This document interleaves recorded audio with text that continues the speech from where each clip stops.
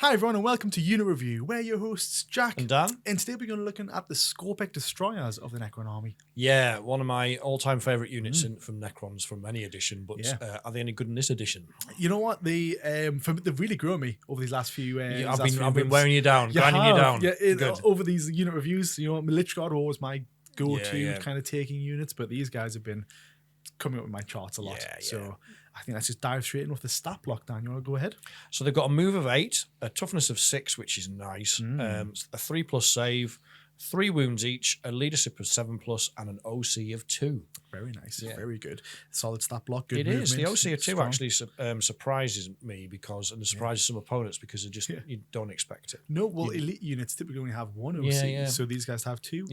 It's nice. It's good. It is very good. What about unit composition then? So these guys, you can run them a squad of 3, which costs 90 points, or a squad of 6 for 180 points. This model is also only equipped with the Skorpekh Hyperphase weapons. Yes. Now that obviously was changed in the past because it used to be 2 different weapon variants: the bigger one, and then the 2 like swords kind of thing. Yes. I forgot what those names were, but back in 9th, that's what they were. Reaper and Thresher, I want to say, but let me know if I'm your wrong. knowledge on that one. That's right. Yeah, I think is it? Yeah. So you got the little ones and the big ones, but they've just made it a bit easier and just give them 1 weapon. Which it's okay. That's fine. I think we one of the reasons why I didn't use them for a little while was because I think it sucked about the fact they took the high strength damage 3 weapon out because that was just so good. It was. But, it was like a character in himself. It was nice. Yeah, it was. It was good. Fantastic. Well, keywords, Dan, you want to start off? They've obviously got Necrons, Destroyer Cult, their infantry, which is really important, and they've obviously got Skorpekh Destroyers as well. Yes, they do. That's it. Yep, short and sweet. Very similar to the weapon side of things as well. So they have no shooting capabilities. No. And again, in the melee, they've only got the Skorpekh Hyperphase melee. Yes. And again, this is 4 attacks, hitting on freeze, strength 7, -2, and 2 damage. Yeah, I mean, it's pretty good. I think it's really good. -2 AP in this edition, pretty decent. -2 AP, 2 damage is almost become a meme in this edition, hasn't it? It's kind of, but it's because it kills Marines. It certainly does kill Marines. There, puts them on what, 5-ups? Yeah, puts them on a 5-up, and each failed save will kill one.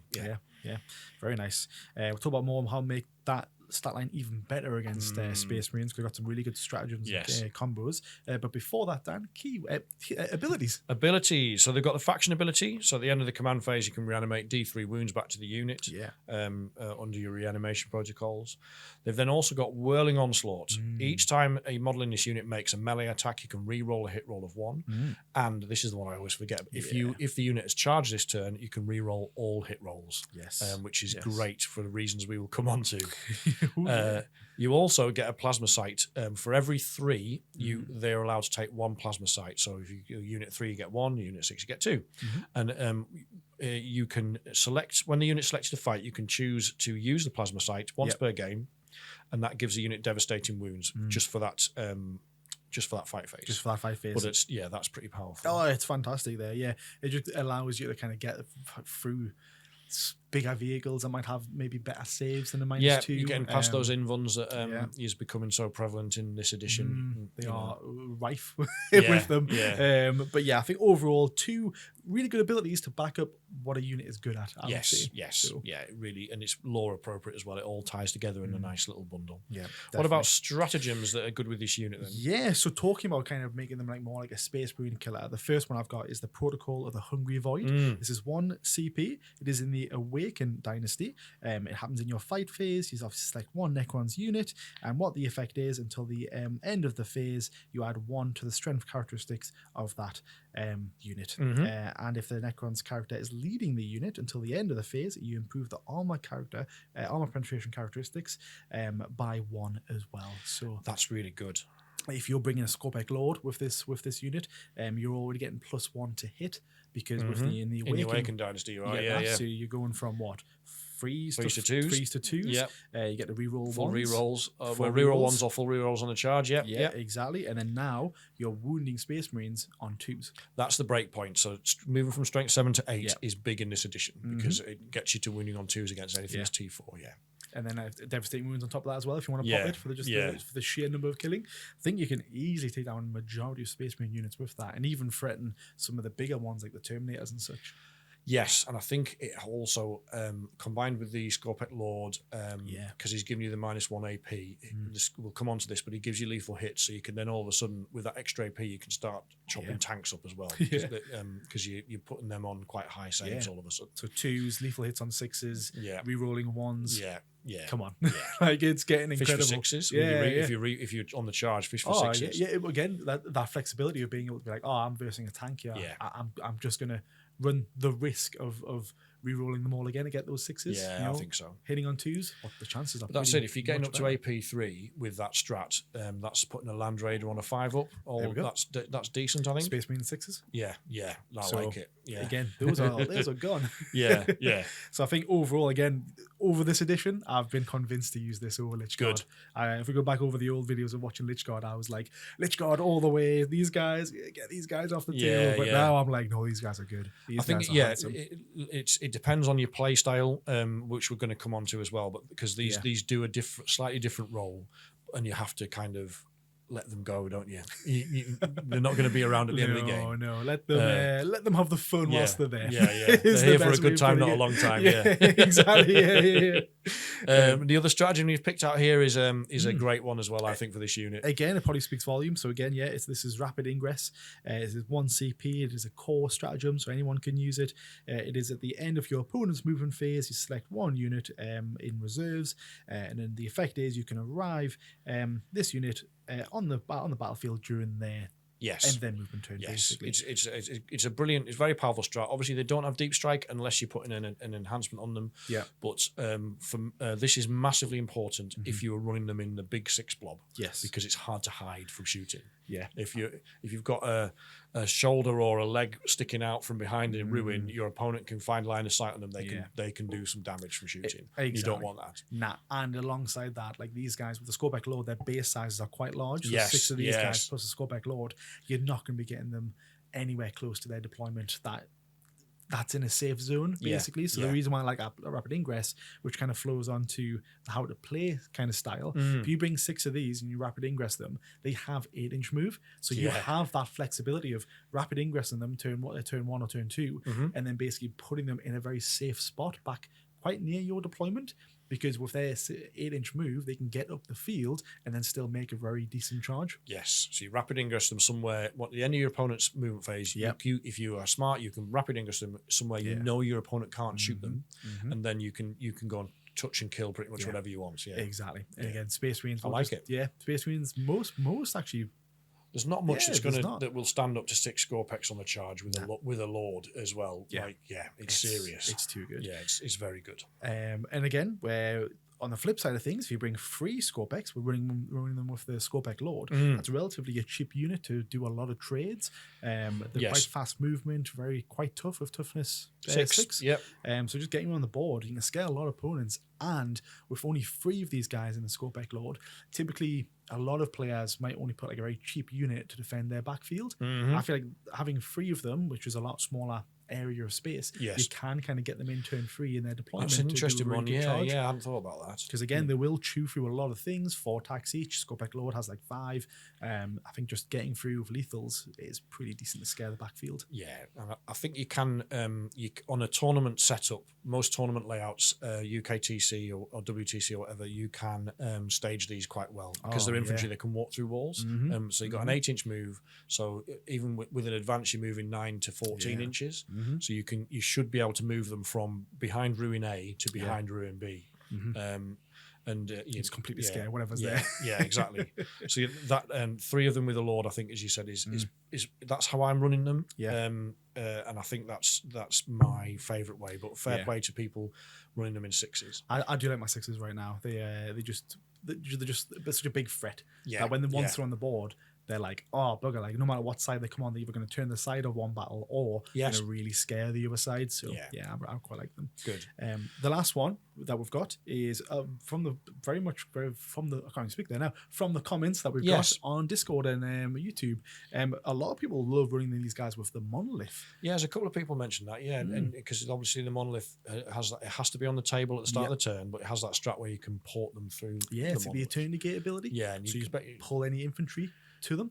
And it's basically an unfailable charge, then, isn't it? It pretty much is. If you're close to, exactly. you know. I think there's a stratagem to make them do to be able to charge after they came through. Yes, the it's Eternity 2 Gate, CP in Hypercrypt, which is expensive, but it's very powerful. Expensive, but for that little setup, you can easily get a few. I mean, by the time you've got to there, you'll have 2 or 3 CP spare. Yeah, as long as you haven't like rinse through.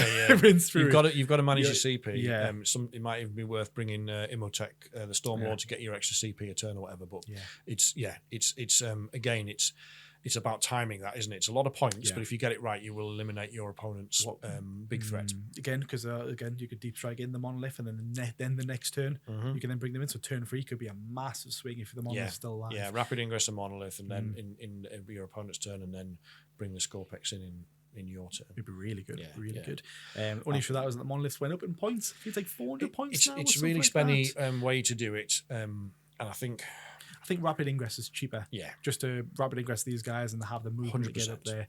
But again, the monolith does pack a punch. So if you do want to bring that guy and then these guys, if you're running Hypercrypt with a monolith, there's why not? That's true. Yeah. But if otherwise, rapid ingress is very good.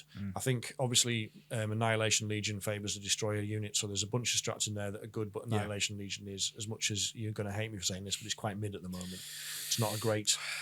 I'm holding back my hand. I'm holding back my hand. But Awakened, they're very popular because the current fashion in Awakened is unkillable warrior blob, which is a big point sink, but it can work if you know what you're doing with it. But you need some punch. That sinks a lot of points into survivability. Yeah, and a few squads of these guys with the Lord gives you that punch back. They do. They really do. Yeah, and they can take down tanks. I saw I can't remember what the guy. I've forgotten his name. But there's one of the top competitive players that did really well with the unkillable warrior blob. With he didn't take any anti-tank. He was running 3 squads of 3, each with a Lord. Oh, there you go. Right. And that was they were in charge of doing the clapback for everything. Yeah. Well, with the lethals on 6s and such. Yeah. Maybe the plasmans maybe to get some lethals on 5s, but no. You can't run a plasmancer with them. I forgot what it was called now, but there's something like to get like lethals if they deploy that turn or something like that. All right, but there's ways to do it, and I think I like running them in 3s with the Lord and Awakened because you can whack we talked about the Lord last week, where you can whack that enhancement on him, the Dermal Bond, and then he basically has a 4-up feel no pain, and then you can spend a CP to get him back up. Why not? Why wouldn't you? It's just annoying for your opponent. You can become in a way like a pressure list, like your warriors and that are holding your primary, and then these guys just eat them up from the side. And they're just gonna and I think 3 with a Lord are going to die. Whatever shenanigans you do, you can bring your Lord back or give him a 4-up feel no pain or whatever, but 3 with a Lord is going to die. And some people will run 3 naked. Not many, but some people run 3 just on their own as a trading unit. 80 points? 90 points, 90 points, I think it is. And that's 90. Yeah. And again, from what you were talking about before, you can get rid of most threats, can't you? Like they will put a lot of hurt on a 10-man squad of Marines because they've still got the plasma sight. They haven't got lethal hits, but they're still putting out quite a lot of attacks. Hitting on 3 still. Decent, Re-rolls on the charge again. There we go. Even better. Yeah. So talking about obviously these guys taking out units, how can you take these units out then, Dan? Yeah, I mean, I agree with what you what we were talking about off camera. Is it's basically shooting. Is it's shooting or a clapback counter charge, isn't it? But they're not, even with toughness 6, they're not that tanky. No. Quantity of fire gets them through. I mean, there's 3-up saves. If they're in cover, might stay there. But -1, -2, you'll be taking them down to like 5-up saves. Yeah, I've never. That was partly why I was struggling with them earlier in edition. Is they're not survivable. I don't think. No. Most people have got tools in their toolbox to delete these. So you have to make. They're almost like a fire and forget type of thing. Yeah. You send them up there. They kill whatever they touch. Hopefully, and then that's your trade, isn't it? Yeah. They're going to go down. Yeah, let's be real again. But you're going to get them in them. That means because they're designed to get in your face. Yeah. So if you play them well, you will be staging them to a point where you can't be shot. But in my opinion, if these guys are visible, I would say you take them out because the trade is nothing. They can't shoot back. Yes. So if you basically take them out, or if you don't take them all out and there's one still alive, then at least you're going to get shot back. I think the other way is, particularly if you've got a melee army or melee units, is you need to countercharge them. So you need to screen with something cheap, so these guys can't hit your good units. Yeah. And then when they hit your bad unit, you clap back, and that's a better trade for you. Stops the hit the rerolls and such. Stops. Yeah, if you charge them, then they're not getting the full rerolls. It's good. Yeah. Good. Yeah. Really nice. So yeah, they're a lot of fun to play, but they are definitely not. If they're still on the board at the end of the game, something's gone wrong for your opponent. Yeah.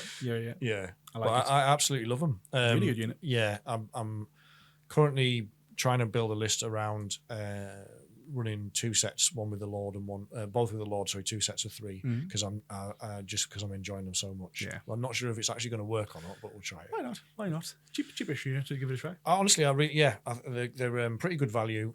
There is you can get a lot of utility out of them, and they're having the infantry keyword is massive for their ability to get up the board and get around the board, move past objects and such. Nice. I still haven't tried 6 in this edition. I have. Yeah, and you really liked it. It's all I run them in. Yeah, squad of 6 with this love for the Lord. What's the biggest thing you took down with that? A knight. Nice. Just one of those imperial armigers. Yeah, an armiger. Super easy. Just literally with the lethals. Didn't even break a sweat. Didn't even care. Nice. I just walked through it. I think the knight player was a bit like, like, what are you doing? But again, with the Skorpekh, 6 of these guys, 4 attacks each.